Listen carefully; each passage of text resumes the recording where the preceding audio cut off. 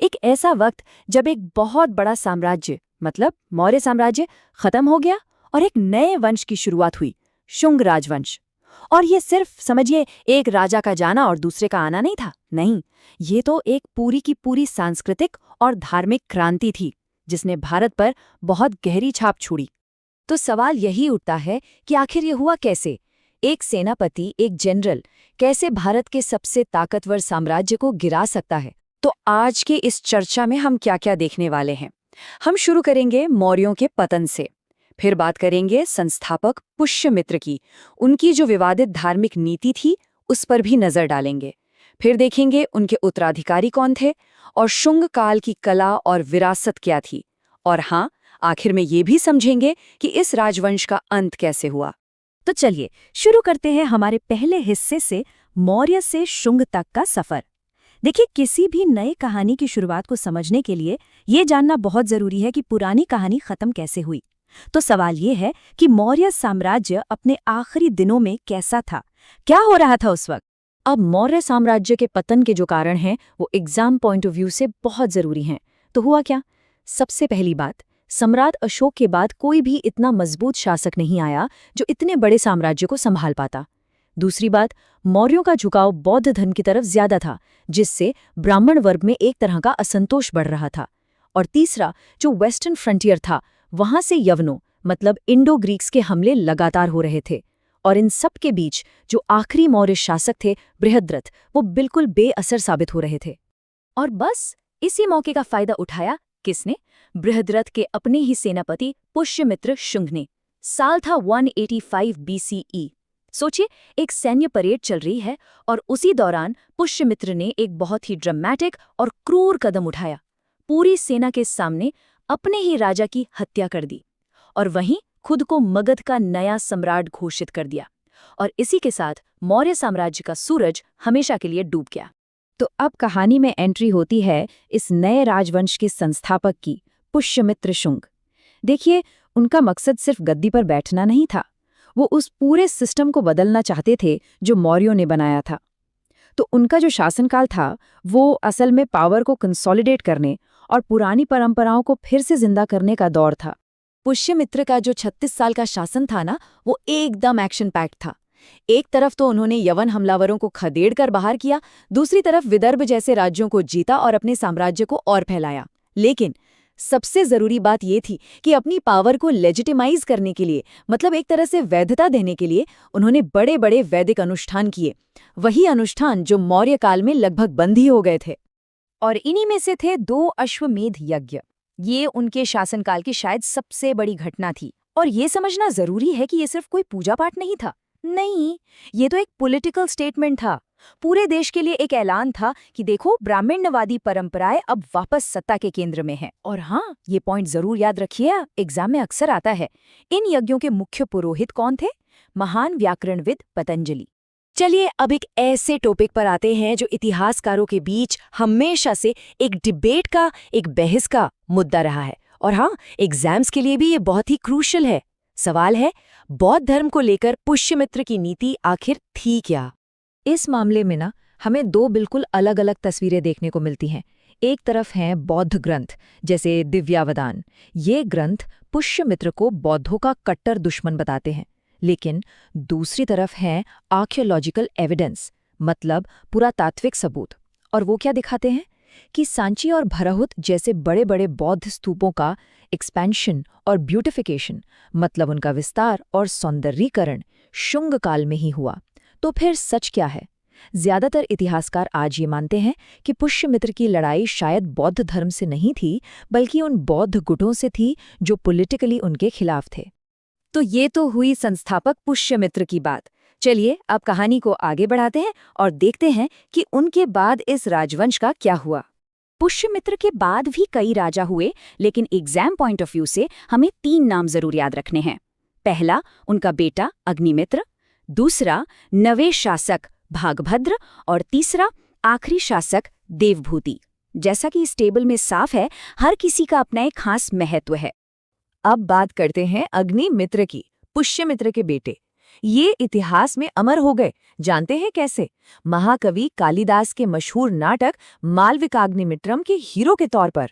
और ये नाटक सिर्फ एक रोमांटिक स्टोरी नहीं है, ये शुंग काल के बारे में जानकारी का एक बहुत बड़ा लिटरेरी सोर्स है।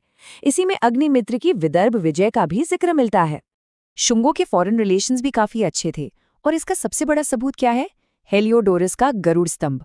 हुआ ये कि नौवें शासक भागभद्र के दरबार में एक ग्रीक एम्बेसडर आया जिसका नाम था हेलियोडोरस, और वो यहाँ के भागवत धर्म मतलब जो अर्ली वैष्णविज्म था उससे इतना इम्प्रेस हुआ कि उसने विदिशा में भगवान विष्णु के सम्मान में ये मशहूर पिलर बनवाया। सोचिए, एक यूनानी राजदूत। ये उस दौर के कल्चरल एक्सचेंज का एक जबरदस्त उदाहरण है।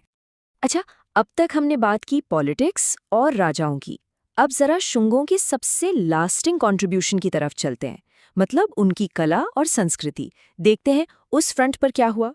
अगर शुंग काल की सबसे बड़ी देन की बात करें तो वो है ब्राह्मणवादी पुनरुत्थान, ब्राह्मणिकल रिवाइवल। अब इसका मतलब क्या है? सीधा सा मतलब है वो वैदिक परंपराएं, संस्कृत भाषा और यज्ञ अनुष्ठान जो मौर्यों के टाइम में थोड़े पीछे छूट गए थे, उन्हें अब फिर से रॉयल पैट्रोनेज मिला। मतलब वो फिर से सोसाइटी के सेंटर में आ गए। इस दौर के जो कल्चरल कॉन्ट्रीब्यूशंस हैं वो बहुत ज़रूरी हैं, तो इन पर खास ध्यान दें। देखिए, आर्ट और आर्किटेक्चर में पत्थर का इस्तेमाल बढ़ गया। धर्म के क्षेत्र में भागवत धर्म का उदय हुआ। भाषा की बात करें तो पतंजलि ने संस्कृत व्याकरण पर अपना महान ग्रंथ महाभाष्य लिखा। और हाँ, ये भी माना जाता है कि जो मनुस्मृति का आज का फॉर्म है उसे भी इसी दौर में कंपाइल किया गया था। ये सारे पॉइंट्स एग्जाम के लिए सुपर इंपॉर्टेंट है। कहते हैं ना, हर उदय का एक अस्त होता है। तो चलिए अब देखते हैं कि शुंग राजवंश का ये सफर कैसे और किसके हाथों खत्म हुआ। और यहाँ पर ना इतिहास ने खुद को दोहराया। एक तरह से आयरनी है, जैसे पुष्यमित्र ने अपने राजा को मारकर शुंग वंश शुरू किया था, ठीक वैसे ही आखिरी शुंग राजा देवभूति, जो एक विलासी शासक था, उसकी हत्या उसके ही मंत्री वासुदेव कण्व ने कर दी। और इसी के साथ शुरू हुआ एक नया वंश, कण्व वंश, जो प्रतियोगी परीक्षाओं के लिहाज से एक बहुत जरूरी टॉपिक है। तो आज का हमारा सफर इन 5 पड़ावों से होकर गुजरेगा। हम समझेंगे कि कण्व राजवंश कैसे सत्ता में आया, कौन थे इसके शासक और कैसे इसका अंत हुआ, और ये सब इतना महत्वपूर्ण क्यों है।